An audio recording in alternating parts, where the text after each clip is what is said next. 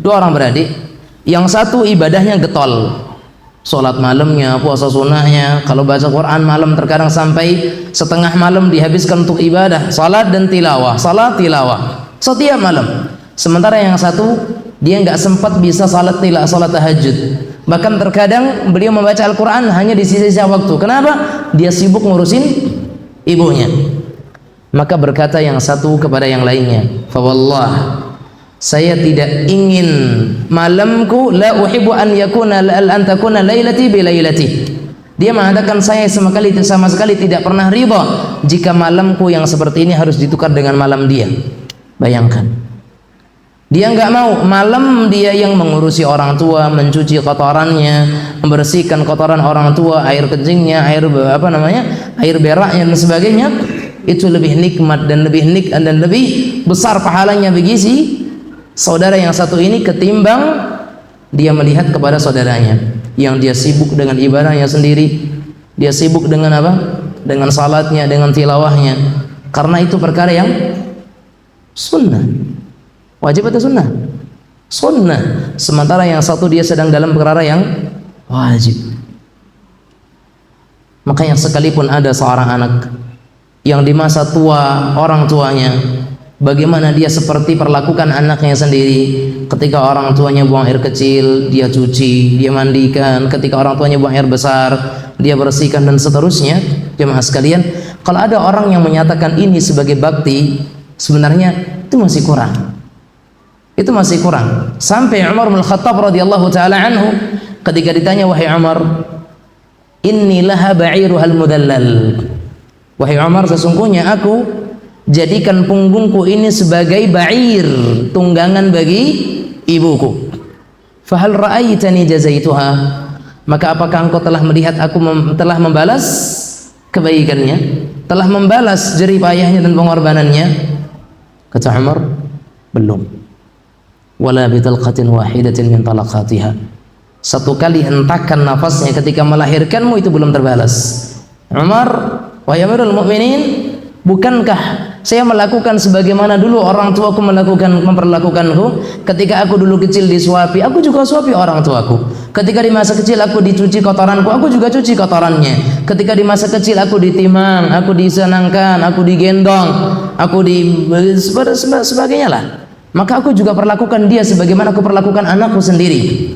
Kata Umar radhiyallahu anhu, betul. Tapi ada satu perbedaan yang besar. Orang tuamu dulu ketika merawatmu di masa engkau kecil, mereka menginginkan engkau hidup. Sementara engkau ketika berjuang seperti itu di masa tua orang tuamu, ada keinginan supaya mereka segera kembali kepada Allah Subhanahu wa taala. Itu bedanya. Tentu beda yang sekilas kecil, tapi perbedaan yang sangat besar. Dan wasiat berbakti kepada orang tua, wasiat yang sangat besar, wasiat yang sangat luar biasa yang Allah Subhanahu wa taala berikan kepada kita para hamba-hambanya. Makanya kata Allah, wala tanharhuma, jangan kalian bentak mereka, jangan kalian bersuara keras, jangan kalian bersuara dengan suara yang tinggi di hadapan kedua orang tuamu. Ini larangan dari Allah Azza wa Jalla. Terkadang kita pernah mendengar ada seorang santri yang mungkin didikan orang tuanya juga kurang, dan ditambah mungkin dengan pendidikan di pondok pesantrennya kurang bagus. Maka anak ini ketika pulang kepada orang tuanya, karena orang tuanya belum bisa memenuhi keinginannya, maka sang anak mengatakan, saya menyesal lahir dari rahim ibu. Dan saya pernah mendengar kalimat ini dari lisannya sendiri. Dia katakan apa? Nyoseden punya amak conda amak dan sebagainya. Nyoseden dilahirkan dari rahim amak dan seterusnya. Subhanallah. Ini aqul walidain, uquq. Ini daripada kedurhakaan kepada orang tua. Karena jemaah sekalian rahimanillah wa iyyakum, di samping dia melukai perasaan orang tuanya, tapi dia melontarkan kalimat yang kalau sekiranya ini dicelupkan ke dalam lautan, maka niscaya akan merubah rasa air laut. Jemaah sekalian rahimanillah wa iyyakum. Fa ya subhanallah. Sungguh mulia orang-orang yang mereka punya hati-hati yang besar.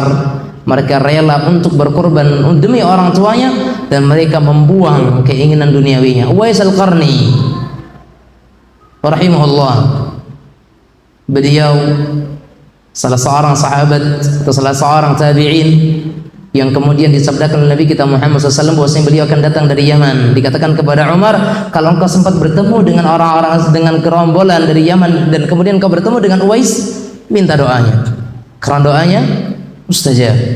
Dan ternyata di antara sebab mustajabnya doa Uwais adalah karena apa? Baktinya kepada orang tuanya. Bagaimana kisah 3 pemuda yang kemudian Allah Subhanahu wa taala berikan kepada mereka ujian dengan mereka terkurung di sebuah gua yang kemudian tertutup mulut gua dengan sebuah batu yang besar. Salah satu di antara doa yang bertiga itu apa? Tentang bagaimana dia berbakti kepada kedua orang tuanya. Dia sisihkan, bahkan dia berikan waktu di malam itu untuk orang tuanya. Kalau ada susu, dia harus berikan kepada orang tua yang terlebih dahulu sebelum dia bawa pulang untuk kepada istri dan anak-anaknya. Bahkan di malam hari itu orang tuanya tidak terbangun, dia terus pegang, dan seterusnya. Karena dia khawatir kalau dia tertidur, ibunya bangun, dia tidur, sehingga ibunya tidak bisa minum susu sampai keesokan harinya. Maka dia mengatakan, ya Allah, kalau engkau melihat amalan itu semata-mata ikhlas karenamu, maka bukakanlah jalan bagi kami. Bergeser batu tersebut. Lihat, bakti kepada kedua orang tua. Dan Allah Subhanahu wa taala katakan, wa qul lahuma qawlan kariman. Mohon izin ya, saya tambahkan sedikit ya. Qul lahuma qawlan kariman, dan katakan kepada keduanya kalimat-kalimat yang mulia. Qawlan kariman, kalimat-kalimat yang agung, kalimat-kalimat yang baik, kalimat yang sopan. Jemaah sekalian rahimanillah wa iyyakum, kalau kita yang masih punya orang tua justru terkadang tidak menginginkan harta kita, tapi bagaimana rasa bahagia yang terus kita berikan kepada mereka. Dan demi Allah jemaah sekalian, orang tua kalau kita bisa bahagiakan mereka bukan dengan harta, senyumnya itu lebih lebar dibandingkan kalau kita itu kirimkan kepada mereka uang. Demi Allah ya, kalau kita memberikan kabar gembira kepada mereka, walaupun itu bukan harta, tapi adalah sesuatu yang memberikan mereka, senyum mereka itu lebih terbuka dibandingkan kalau ada misalkan notif transfer dari kita untuk mereka. Tidak sebegitu girangnya mereka, tapi kalau ada hal yang membahagiakan mereka, lihat senyuman mereka jemaah sekalian. Orang tua kita yang sampai kapanpun itu mereka menginginkan kita dalam kebaikan, kebahagiaan, sekalipun mereka di sana terkadang mungkin hari-hari mereka tidak makan seenak apa yang kita makan, tidak menikmati selezat apa yang kita nikmati, tidak senyaman apa yang kita dapatkan dari kenyamanan, terus seperti itu. Tapi orang tua kita, mereka tidak melihat dari sisi itu semuanya. Makanya Allah katakan apa? Wakhfid lahuma janahadzulli minar rahmah, dan merunduklah kalian, berendah diri, merasa rendah dirilah kalian di hadapan kedua orang tua kalian.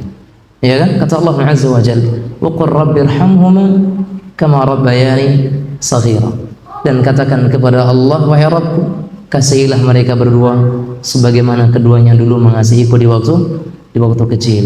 Inilah wasiat Allah Subhanahu wa taala kepada kita hamba-hambanya.